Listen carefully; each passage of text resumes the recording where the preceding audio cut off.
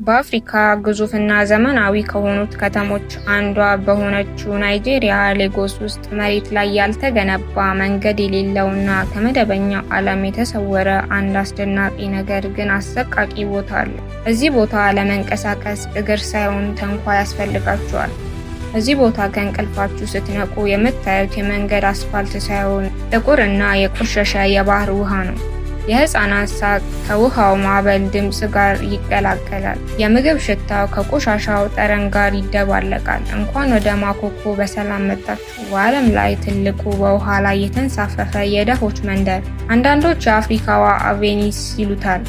ነገር ግን በጣሊያኗ ቬኒስ እና በማኮኮ መካከል ያለው ልዩነት ሰማይና ምድር ነው።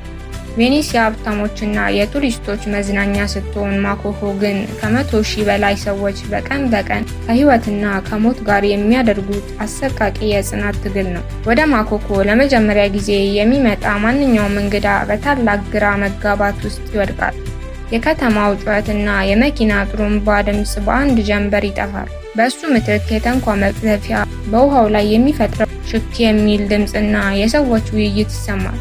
በዚህ መንደር ውስጥ ከ300,000 በላይ የሚሆኑ ሰዎች በባህር ሐይቅ ላይ በተተከሉ የባህር ዛፍና የጠንካራ እንጨት ቋሚዎች ላይ ቤታቸውን ሰርተው ይኖራሉ። ቤቶቹ በውሃ ላይ የተንጣለሉ ይመስላሉ። መሬት የሚባል ነገር የእግር ጫማችሁ አይነካም።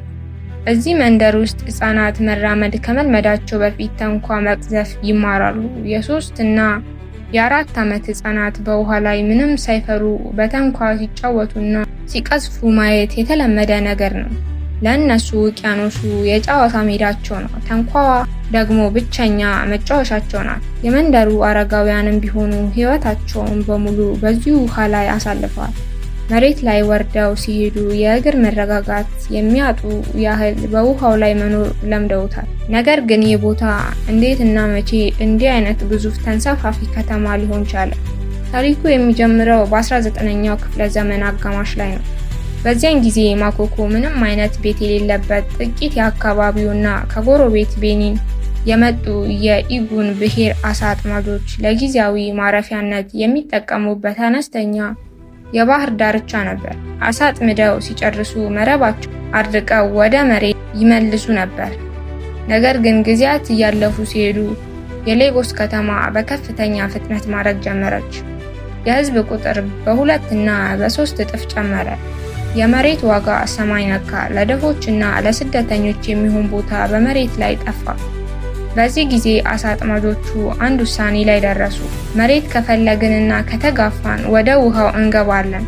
በመሆኑም በውሃ ውስጥ ረጅም እንጨቶችን በመትከል በእንጨቶቹ ላይ የወለል ሰሌዳ በማንጠፍ የመጀመሪያዎቹን የእንጨት ቤቶች መገንባት ጀመሩ። ከጊዜ ወደ ጊዜ ዘመዶቻቸውንና ጓደኞቻቸውን እየጠሩ የመንደር ወሰን ወደ ሐይቁ መሃል እየሰፋ ሄደ። ደሆቹና የተገፉት ሰዎች ውቅያኖሱን ተቆጣጥረው የራሳቸውን ዓለም ፈጠሩ። ወደ ማኮኮ በጥልቀት በገባችሁ ቁጥር እዚህ ቦታ ያለውን ማህበራዊና ኢኮኖሚያዊ እንቅስቃሴ ስታዩ በደስታና በገረሜታ ትሞላላችሁ። እዚህ መንደር ውስጥ ያለው ህይወትም በምንም መልኩ አይቆምም። በመሬት ላይ የሚታዩት የማንኛውም ከተማ እንቅስቃሴ በሙሉ እዚህ ውሃ ላይ ተገልብጦ ይሰራል። ለምሳሌ ያህል የዕለት ተዕለት የገበያ ስርዓቱን እንመልከት። በማኮኮ ውስጥ ወደ ገበያ አዳራሽ ለመሄድ እግር መንገድ የለም። ገበያው ራሱ ወደ እርስዎ ይመጣል። እናቶችና ወጣቶች ታንኳቸውን የሱቅ አደራራጅ አድርገው ይጠቀሙበታል።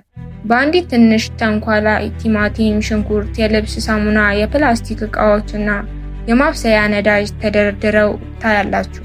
ሻጮቹ በየቤቱ ደጅ በታንኳቸው እየተዘዋወሩ ቃሪያ ግዙ፣ አሳ ግዙ እያሉ ይጣራሉ። ገዢዋ እናት ደግሞ ከእንጨት ቤቷ በረንዳ ላይ ሆና ታንኳውን ጠቅሳ አጠገቧ እንዲመጡ ታደርጋለች። ገንዘቡ ይከፈላል። ዕቃው በእንጨት መስኮት በኩል ይላካል። ሁሉም ነገር የሚከናወነው አንዳችም መሬት ሳይረግጥ ነው። ምናልባት ንግድ ብቻ ነው በውሃ ላይ የሚካሄደው ብላችሁ ታስቡ ይሆናል። መልሱ በፍጹም ነው። በማኮኮ ውስጥ የፀጉር አስተካካይ ሱቆች አሉ። አንድ ደንበኛ በታንኳው መጥቶ የእንጨት ቤቱ ደጅ ላይ ታንኳውን ያሳርፋል። ከዚያም ገብቶ ወንበር ላይ በመቀመጥ ፀጉሩን ይከረከማል። ከጎኑ ደግሞ ትኩስ ምግብ የሚያበስል ተንሳፋፊ የምግብ ቤት ታገኛላችሁ። የናይጄሪያን ታዋቂ ጆሎፍ ራይስ እና ትኩስ የተጠበሰ አሳ በታንኳቸው ላይ እየጠበሱ የሚሸጡ ሴቶች የመንደሩ ትልቅ የካፌ አገልግሎት ሰጪዎች ናቸው። እንዲሁም የቪዲዮ ጌም መጫወቻዎች ቤቶችና የእግር ኳስ ጨዋታ ማሳያ አዳራሾች እንኳን አላቸው።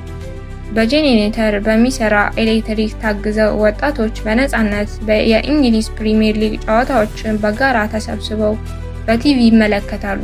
ማኮኮ ምንም አይነት የመንግስት መሰረተ ልማት ያልደረሰው ቦታ ቢሆንም ነዋሪዎቹ ግን በራሳቸው የፈጠራ ችሎታና ብልሃት የተሞላ ከተማ ፈጥረዋል። ነገር ግን የዚች ተንሳፋፊ ከተማ በጣም ልብ የሚነካ ክፍል የህፃናቱ የትምህርት ህይወት ነው። በየቀኑ ጠዋት ህፃናት ንጹህ ትምህርት ቤት ዩኒፎርማቸውን ለብሰው ደብተራቸውን በፕላስቲክ ቦርሳ ጠቅልለው ይወጣሉ። ከዚያም 4 እና 5 ሆነው በአንድ ታንኳ ላይ በመጫን ቀስ ብለው ወደ ትምህርት ቤታቸው ይጓዛሉ። የትምህርት ቤቱ ቅጥር ግቢ ሙሉ በሙሉ በውሃ የተከበበ ነው። በ2013 እንደ አውሮፓውያን አቆጣጠር ኩንሌ አዴሚ የተባለ ናይጄሪያዊ አርክቴክት ለማኮኮ ህፃናት የሚሆን አስደናቂ ተንሳፋፊ ትምህርት ቤት ገነባ።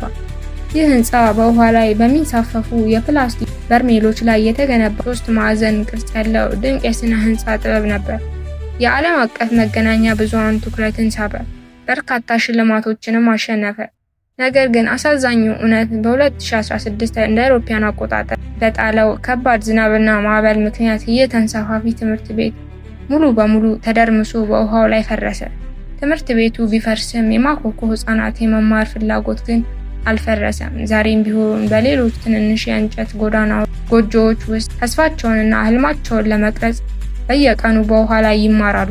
እስካሁን ያየነው የማኮኮን የነፃነት፣ የጽናትና የፈጠራ ስራ አድንቀን ሳናበቃ እውነታው ግን ከዚህ የከፋ የጨለማ ገጽታ አለው። ማኮኮ በውጫዊ ገጽታዋ ማራኪና ድንቅ ቢመስልም ከስሩ ግን አሰቃቂ የሰው ልጅ መከራና የጤና ቀውስ ተሸክሟል።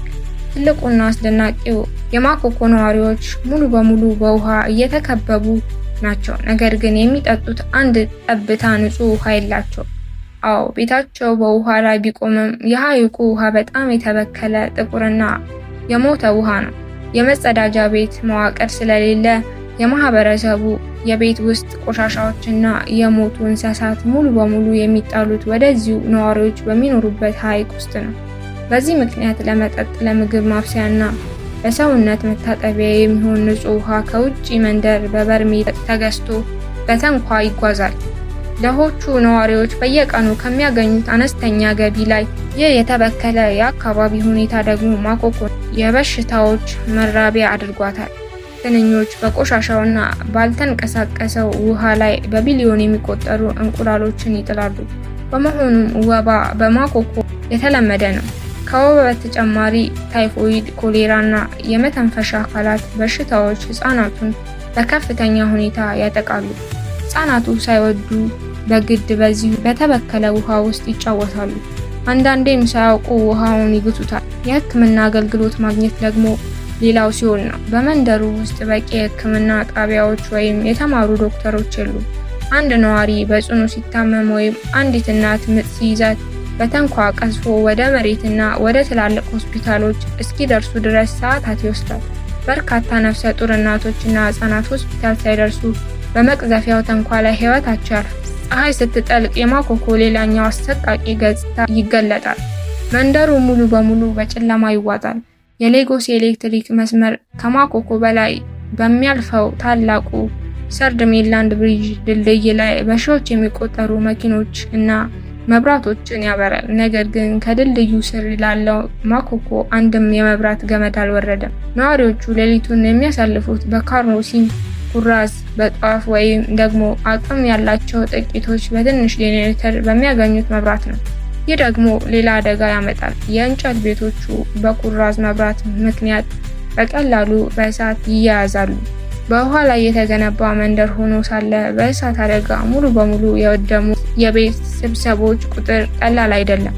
በዚህ ሁኔታ ውስጥ ሆኖ መኖሩ ለብዙዎች ተስፋ አስቆራጭ ቢሆንም የማኮኮ ሕዝብ ግን በየቀኑ አዲስ ቀን ሲነጋ ከችግሮቹ ጋር መታገሉን አያውቁም።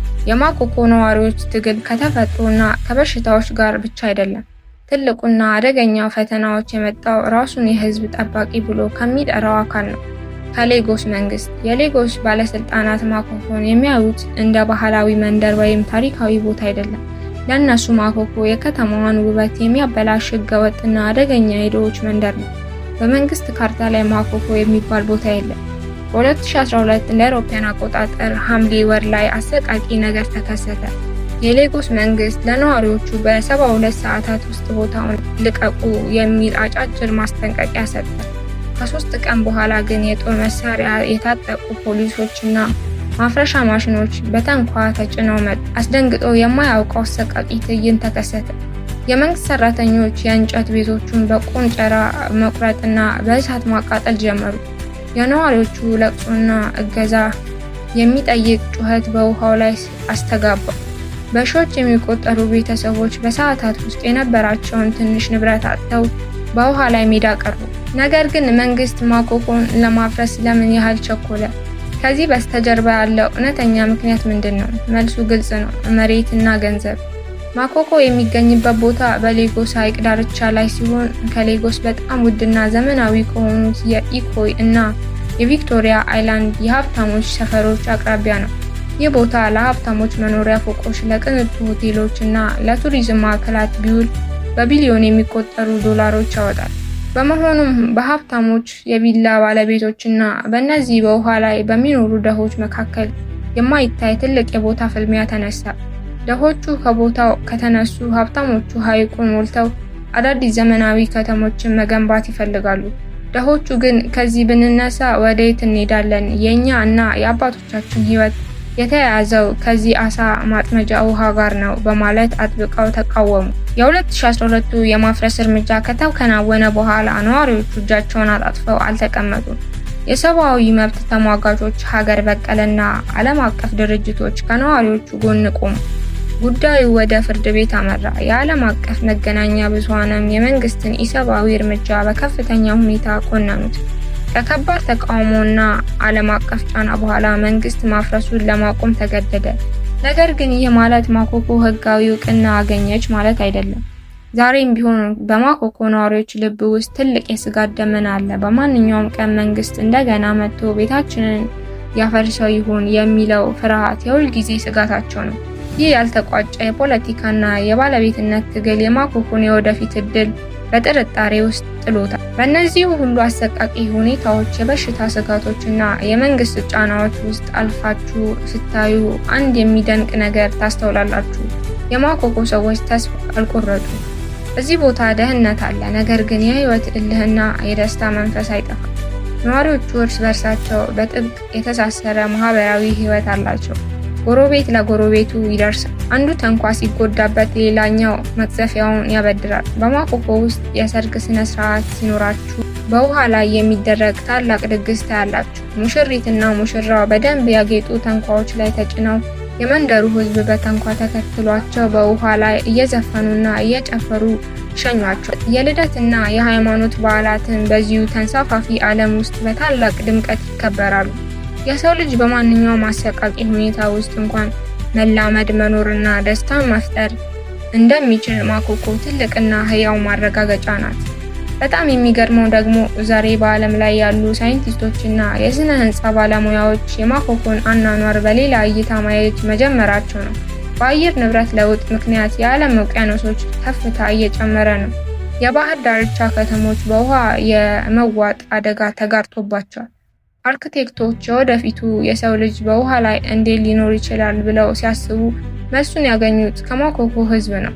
የማኮኮ ነዋሪዎች ያለምንም ዘመናዊ ቴክኖሎጂ ለበርካታ አስርት ዓመታት በውሃ ላይ የመኖር ጥበብ ተግብረውታል። አሁን ላይ ዓለም አቀፍ ድርጅቶች ማኮኮን ለማፍረስ ከመሞከር ይልቅ ዘመናዊ የመጸዳጃ አወጋገድ፣ የፀሐይ ብርሃን ኃይል እና ንጹህ የመጠጥ ውሃ በማስገባት ቦታውን ለወደፊቱ አካባቢ ጥብቅ ተንሳፋፊ ከተማ ሞዴል ለማድረግ ፕሮጀክቶችን ቀርጸው እየሞከሩ ይገኛሉ። ማኮኮ አንዳንዶች እንደሚሉት የአፍሪካዋ ቬኒስ ልትባል ትችላለች፣ ወይም ደግሞ በደህንነት የተረሳች የውሃ ላይ ሲኦል። ነገር ግን እዚህ የሚኖሩ ከ100 ሺህ በላይ ለሚሆኑ ወንዶች፣ ሴቶችና ህፃናት ማኮኩ ከምንም በላይ ብቸኛ መኖሪያቸው፣ ታሪካቸውና ቤታቸው ነው። መንግስት ቢገፋቸው ባህሩ ቢዝትባቸውም እነሱ ግን በየቀኑ መቅዘፊያቸውን ይዘው ከማዕበሉ ጋር ይታገላሉ። እርስዎ ስለዚች አስደናቂ ተንሳፋፊ ከተማ ምን ያስባሉ? የመንግስት ማፍረስ እርምጃ ትክክል ነበር ወይስ ነዋሪዎቹን ደግፎ ቦታውን ማልማት ይሻላል? አስተያየቱን ከታች ኮሜንት ላይ ያስቀምጡልኝ። ቪዲዮውን ከወደዳችሁት ላይክ ማድረጉን አትርሱ። እንደዚህ አይነት አህጉራዊና ዓለም አቀፋዊ አስደናቂ ታሪክ ለማግኘት ቻናሉን ሰብስክራይብ በማድረግ የደውል ምልክቷን ይጫኑ።